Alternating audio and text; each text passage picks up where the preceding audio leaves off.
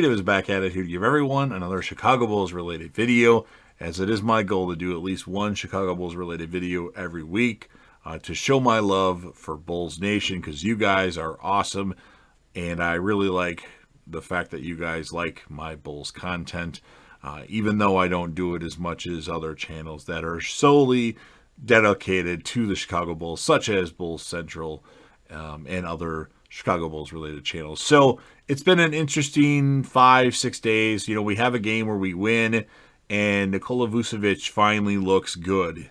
And then, of course, he gets COVID. So he has to not play for a while. He can't go on our West Coast trip. Then we have to play the Golden State Warriors on Friday night. And we looked terrible in that game. Lots of turnovers, lots of extra passes when there didn't need to be extra passes. Guys looked lost, lots of open shots missed. Lonzo Ball couldn't hit a shot. DeMar DeRozan couldn't hit a shot, but DeRozan at least gets to the foul line to get at least, 6 to 10 points extra than what it would have gotten. Zach LaVine got his numbers, but he had a lot of careless turnovers, and he wasn't playing hard on defense. What I noticed, chalk it up to the Golden State Warriors being an awesome team, and they're only going to get better, I assume, once Klay Thompson comes back. So that was a game that I would rather not have watched, because that was the first Bulls game that I had watched this year, surprisingly. And then we play on Sunday the Los Angeles Clippers, and we came to play. We changed our starting lineup and instead of starting Javonte Green, we started Alex Caruso in the lineup, and it meant a difference. We played exceptionally well. DeMar DeRozan, after coming off a shitty game against the Warriors, he goes 12 of 16 from the field with 35 points to go along with 7 rebounds and 5 assists. And people were saying this was the worst free agent signing the Bull in the offseason. I'll tell you one thing about DeMar DeRozan. Maybe he doesn't hit a lot of threes, but he can hit a three. But the guy gets to the foul line. If he can hit 6 to 10 free throws a game, that could make quite a bit of difference. And the goings 12 of 16 from the field, that's awesome from a superstar. DeMar DeRozan is fucking awesome. He's a little on the older side if you count 31 old, but I think it was good. Zach LaVine had a pretty good game, although he went 11 of 27 from the field, 6 of 13 from the three-point line, which is an improvement over what his previous three-point numbers have been.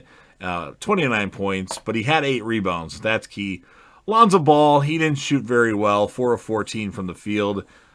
He had 10 points, but he filled the stat sheet up with 5 rebounds and 3 assists, and he's playing really good defense. So Lonzo Ball has been playing awesome defense. His offense is a little shaky at this point, but it's good. Caruso, in the starting lineup, he didn't shoot very good, 2 of 11, but he had 9 rebounds and 5 assists and 7 points. I think that's good. He had 1 3-pointer. Javonte Green led the bench with 9 points. That's kind of, they won the game, and the Clippers were on fire. I think they had won 7 in a row at that point, I believe. I could be wrong on that, but they were, coming in hot, and the Bulls took it to them without Nikola Vucevic. So that was awesome. And then on Monday night, we play the Los Angeles Lakers without LeBron James in Los Angeles, and man, we smoked the Lakers. I'm surprised. Now, granted, they're without LeBron, so they weren't necessarily at full strength. But the guys, they certainly came to play in another solid game by DeMar DeRozan. I'll tell you one thing. DeMar DeRozan has been playing awesome other than a couple games early on and then the game against Golden State. DeRozan has looked unbelievable. Tonight, or Monday night, he was 15 of 23 from the field with 3 rebounds and 6 assists, 38 points. Who would have thought DeRozan would be the guy carrying us? He actually hit 2 threes, 2 of 5 from 3-point range. Lonzo Ball finally had a crazy game scoring. We actually had those other threes like a week ago, but he went 10 of 13 from the field, which is awesome for Lonzo Ball. 7 of 10 from the 3-point line. 27 points from Lonzo Ball. And Zach LaVine, while he didn't shoot as good as the other guys did, he still had a phenomenal game with 10 of 22 from the field, 6 3-pointers, 6 of 13, 5 rebounds, 5 assists, 26 points.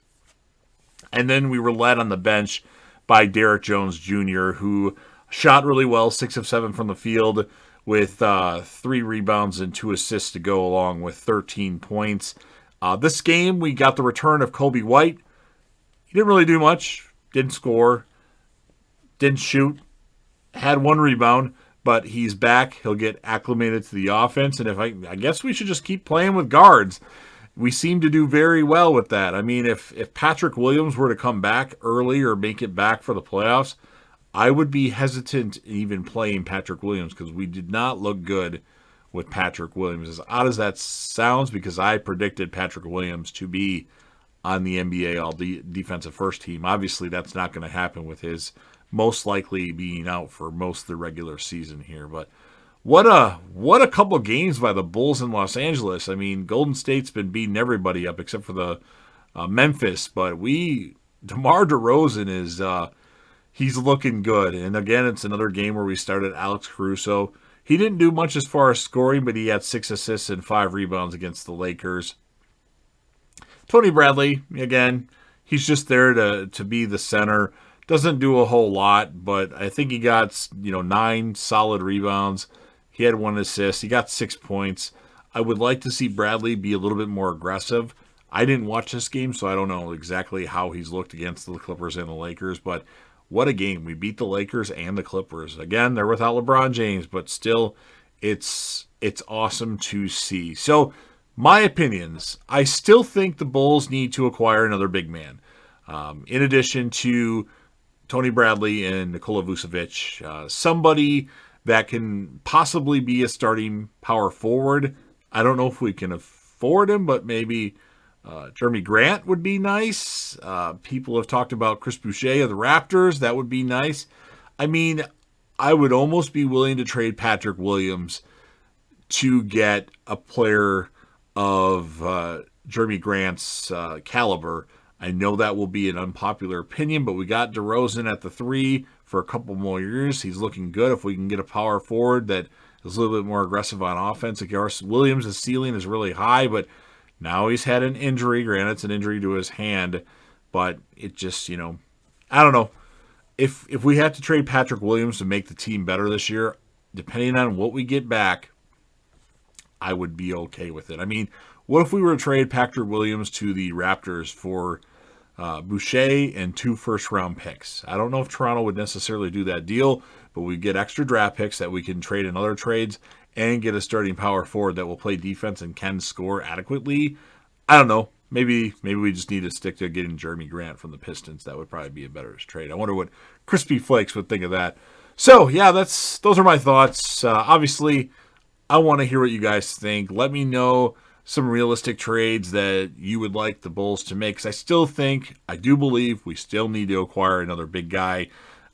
Most likely a power forward, because I don't want to see Javonte Green start every game.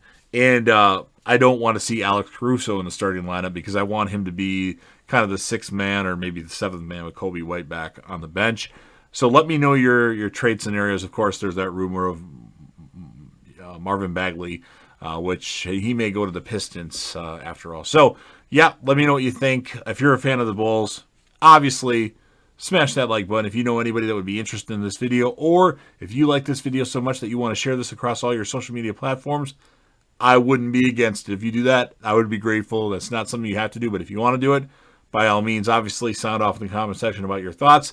And last but certainly not least, don't forget to hit that sub button, subscribe to the channel, join the team, show your support, and be a part of something special. And of course, JDev will return.